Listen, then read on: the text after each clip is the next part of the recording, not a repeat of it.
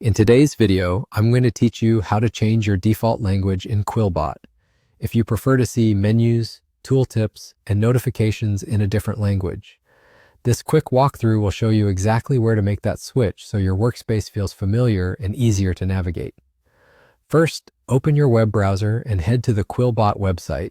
Once the page loads, make sure you're on your account's main dashboard or any tool screen like Paraphrasing or Grammar Checker.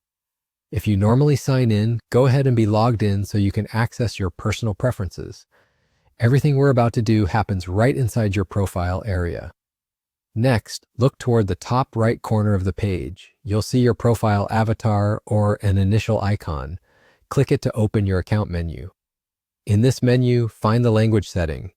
You'll notice it shows your current default language. In many cases, it might say English by default. Click that label to open the list of available languages. A panel will pop up with the full set of options. Now choose the language you prefer. As soon as you select it, QuillBot applies the change to the interface, so you should see buttons, labels, and messages reflected in your new choice right away. There's no separate save button for this. The update is automatic.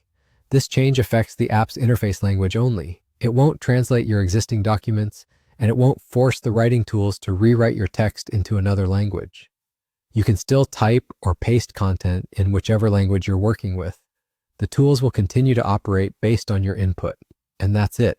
Done. To confirm everything looks right, give the page a quick glance. If anything seems unchanged, a simple refresh usually syncs the interface. If you switch languages often, remember that this preference is tied to your account, so it follows you when you sign in on another device.